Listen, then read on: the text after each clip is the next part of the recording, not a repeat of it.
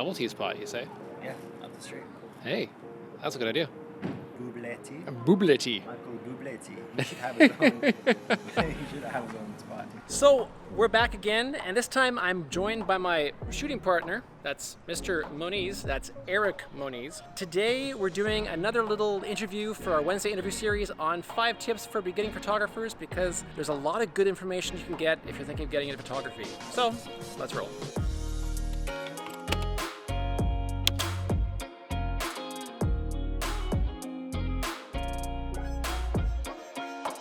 So welcome back, everybody. My name's Steven of Steven and Janaka, and this is Eric MONIZ. That's right, he's my shooting partner, and we do all kinds of videography together, and just wrapped up a recent shoot for a client, so thought, why not? Let's do a vlog. In our downtime, we're gonna do more work. So this channel is all about videography, photography, tech, droning, all that kind of good stuff.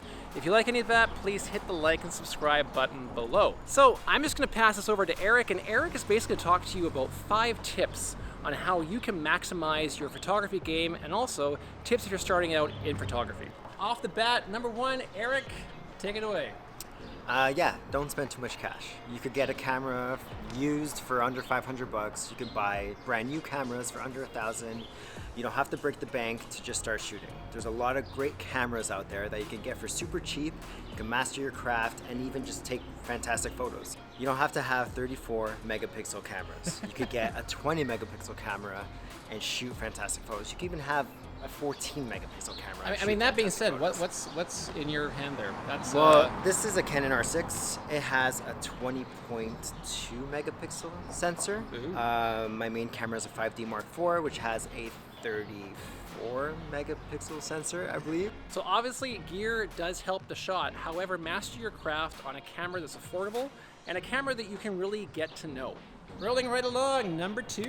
Number 2, shoot regularly. Practice makes perfect.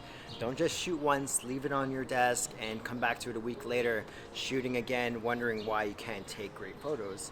You gotta shoot. You gotta shoot as much as you can, because you'll learn not only your camera, but your eye will start to see what works and what doesn't. Composition matters the most. All right, so hit us up with number 3. Number 3, networking. Very essential for being a photographer. Well, that is if you want to be a portrait photographer. For landscape photography, you don't really have to network. But with people, you have to meet people. You have to talk to people. You have to make friends with people. You have to meet the friends of the friends. And the more people you know, the more business can come your way, because the more people you can shoot. Just basic math. Number 4, posting on social media. It is crucial for photographers to get their work out there so other people can see them. And we're lucky enough to have free sources like Instagram, Facebook, and if you have a little bit of a budget, you could create a website to have your specific portfolio. But it's essential to post, it's essential to hashtag, it's essential to share, story, everything you can do for people to see your work. The more work you put out there, the more work can come your way. Number 5, know your camera. So true, very true. In the beginning, yeah, sure, you could put it on program and it'll automatically adjust the settings for you, so you don't have to worry about it. But when you start getting better with your camera, start getting more advanced, you want to try out shooting manual and shoot in RAW. Full control over what you do. You need to have full control. Absolutely, all the time. Yep. Some people like to shoot aperture priority, program, whatever it is, but I like to be in full control, so I always shoot manual. I adjust the aperture, the shutter speed, the ISO, the way I want it to work. That's all a part about knowing your camera. So you can know how to program your camera to do what you want to do. That is so true, because you could get a camera, think you've mastered it, and you just don't. When you get to a client shoot or get to a shoot, you realize there's so much to learn.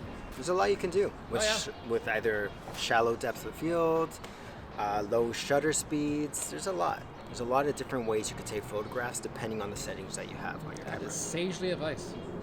I kind of look like Jay and Silent Bob, right? Look at this. It's getting ridiculous. Anyways, that was the fastest vlog I've ever done. So kudos to this guy, because that's epic. That's like doing a vlog in 10 minutes. That is a new record. So I hope you found this helpful. This guy is a fount of knowledge. He's on Instagram at Eric MONIZ. Eric MONIZ. And also www.ericmoniz.com. That's it. Oh, simple as it gets. I'm just nailing it here. So definitely check out his site, check out his Instagram, and just see his journey, because he does all things from portrait photography to even product photography. Thanks a lot, Lincoln. Thanks a lot, Car. So definitely check out his site, because he's got all kinds of awesome shots from portrait to product photography and even landscape photography. So until next time, we'll catch you later.